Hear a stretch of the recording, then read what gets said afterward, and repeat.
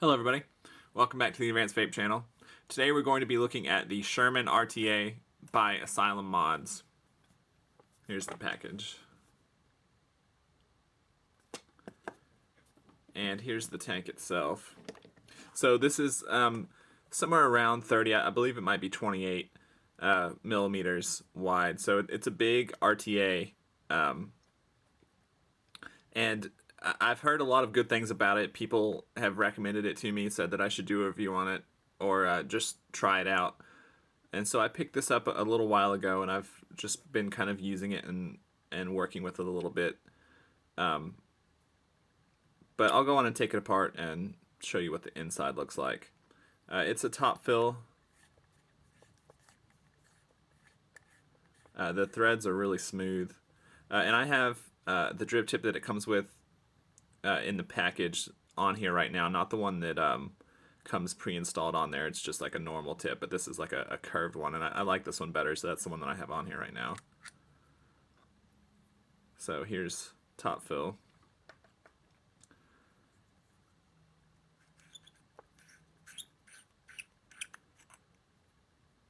And here's the build deck. I went ahead and put a build in here because trying to do this build on camera, it would just take longer than is really necessary. So it's a dual post kind of clamp design, as you can see. So a screw going down the middle and two clamps here to secure the legs. Quite a bit of space. These are 3.5 millimeter diameter, and I'll talk about that a little bit later. As for the wicking ports, it looks like the tank by Skatua, if you've seen that. I don't even know if I'm saying that right, but these little kind of drilled out slots, it reminded me of that tank. So this is a frame staple build that I have on there right now. And I'll go on and go through the dry firing process real quick, and then we'll talk about wicking, and I'll talk a little bit more about the construction of the tank.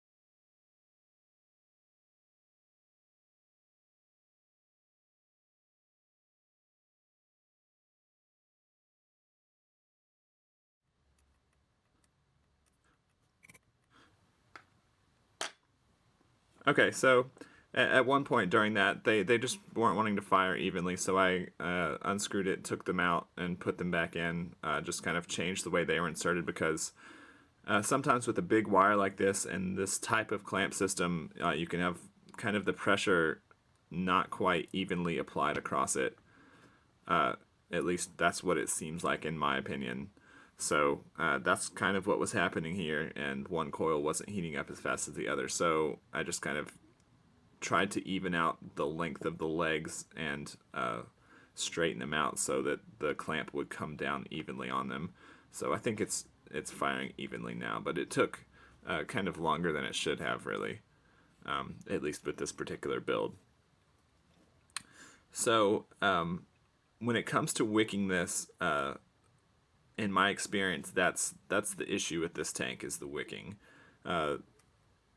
Every tank has something that takes a little bit longer than other tanks, and for this one it's wicking. Other things it may be building or filling or whatever, but on this one it's definitely the wicking. And if you watch this channel, you know that I basically always build 3 millimeters, but for this one I'm doing 3.5, and I'll talk about that in just a second. So I'm going to be using Kendo Gold on this. Obviously, we're going to have to use some more because we're doing 3.5 millimeter diameter.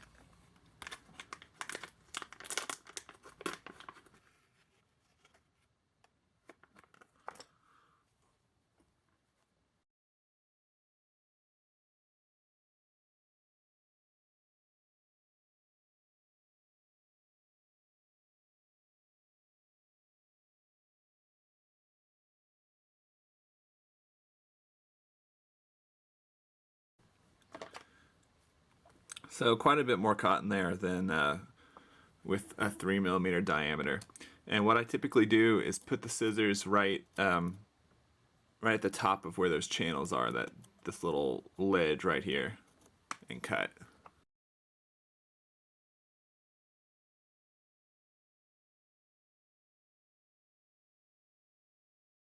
And now I'm going to brush it out.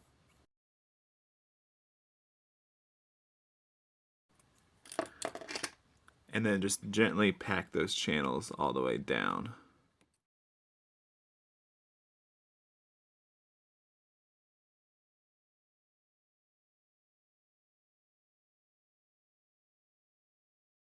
So I've tried a lot of different ways of wicking this, and this kind of provides the best balance between flavor and being resistant to leaking. So for someone who flavor is not their top priority, they can make the legs significantly longer and it's not going to leak. But for me, when I do that, the flavor really suffers. So I'm going to go on and add some juice and we'll see how it turns out.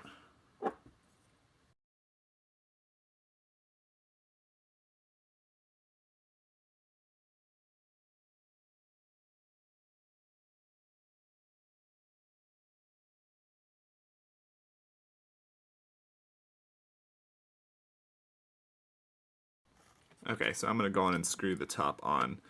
I think that's pretty well saturated. I have the airflow all the way open here. It has kind of it has like this Cyclops style outer and then just 3 circles, but I don't really see what the effective difference is between the two because the 3 inner circles is going to be kind of the bottleneck. So I just leave it on that, leave it all the way open. It's not a ton of air. So that's just typically how I leave it. I've got a little bit of leaking. That's completely because of the amount of juice that I put on there. Okay, and for me, leaking during filling is kind of the main issue for this tank. It's kind of a really seriously razor thin balance between getting it wicked for flavor or it being too loose so that it leaks, especially on refill. And I'll show you why I think that is in just a second.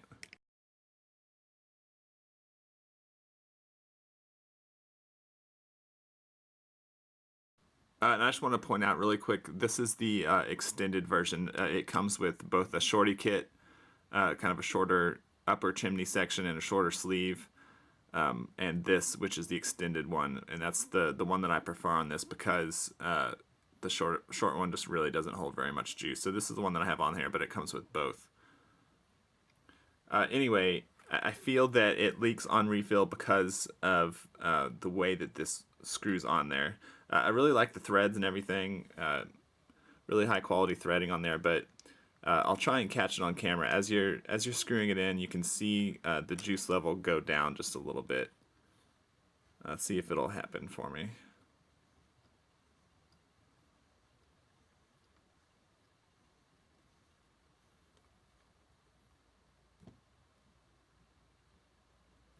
Just a little bit, and this got a little bit smaller, but barely noticeable. Sometimes it's a lot more noticeable, but anyway, I feel as though screwing this on puts a lot of pressure down on that juice, which can make it kind of prone to leaking, even if it's just a drop or two, or if you don't have it wicked enough, it'll come pouring out of there. So this particular tank seems to be really prone to that particular issue. As you can see, we've got just a drop coming out, but I'm willing to call that me oversaturating it instead of it leaking on refill for right now. And before I try this, I want to talk about probably the biggest issue that I have with the tank physically, as far not how it performs, but that's going to be the sleeve. So I know it looks like frosted glass, but if you can hear that, this is actually acrylic, and that's just completely incomprehensible to me. I absolutely do not understand why they would have a around $100 tank come with an acrylic sleeve instead of glass.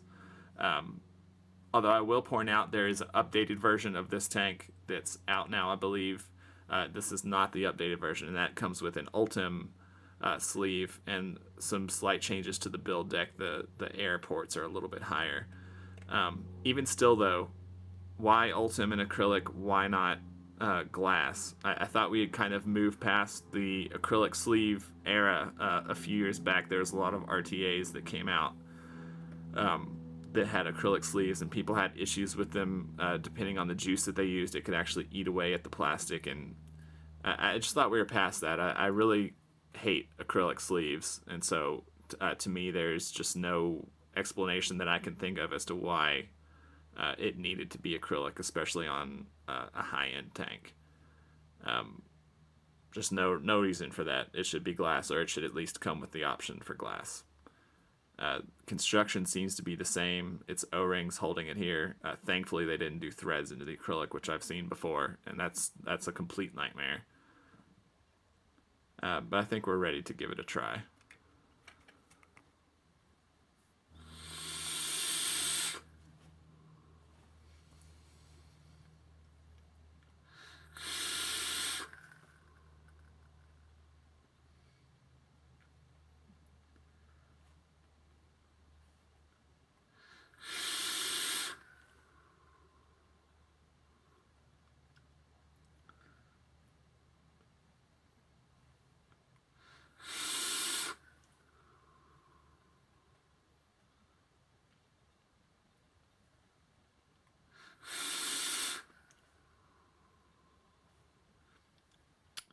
Flavor is really good. Performance is good, but I feel like I have it wicked for flavor, and if I were to just leave it or refill it, there's a pretty good chance that at least a drop will come out of the airflow. And for me, on this tank, you either have to wick it for flavor and deal with that drop or two when you refill it, or pack it in there and don't get any leaking, but take a huge hit to flavor.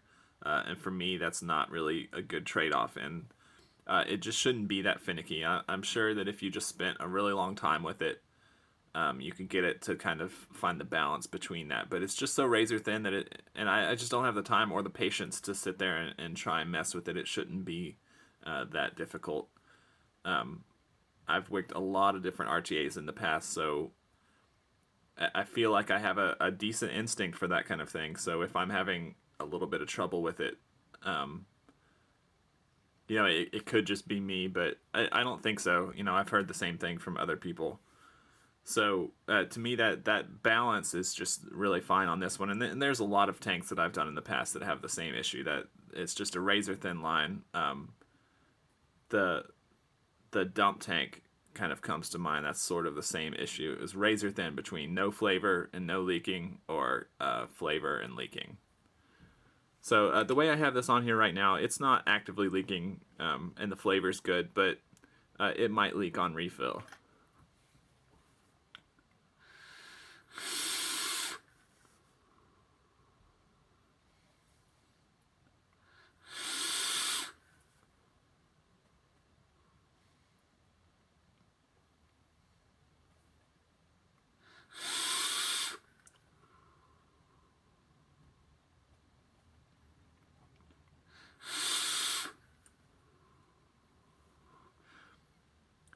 Yeah, good flavor. Huge build deck. You can do 3.5 or 4 on big builds. This is a big frame staple build in there, 3.5, and I didn't have any issues whatsoever fitting that. It can be a little bit hard to get the wires to be clamped down evenly, like I talked about on really big builds. But that's not this tank in particular. That's just that post design. But my issues come down to those two issues: the wicking and the sleeve. That's just completely incomprehensible to me that it would be acrylic, and even Ultim, although that is better in the updated version. I just don't understand why they wouldn't come with a glass version of that for a premium tank, which this definitely is. And the wicking is just a little bit too finicky for me. But the way that the tank feels, this drip tip and all that stuff, I like it. It feels really solid when you go to unscrew this, and it just has overall a good feel to it. A good amount of airflow also. No complaints about that kind of stuff. Flavor and all of that is good if you have it wicked how I do.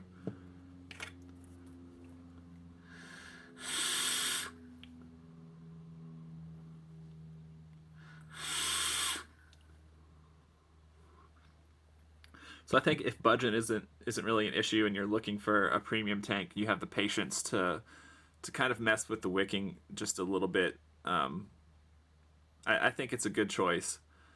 I don't think you'll have to mess with it too much if you wick it how I do, but you will potentially have to deal with just a drop or two coming out when you refill it.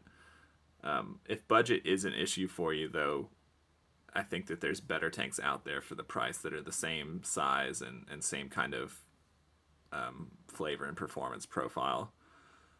So if you can tell by listening to me talk about this, it's kind of mixed feelings about this tank. There's things that I really like about it, and there's things that I'm just not a big fan of or just don't understand in the case of the sleeve.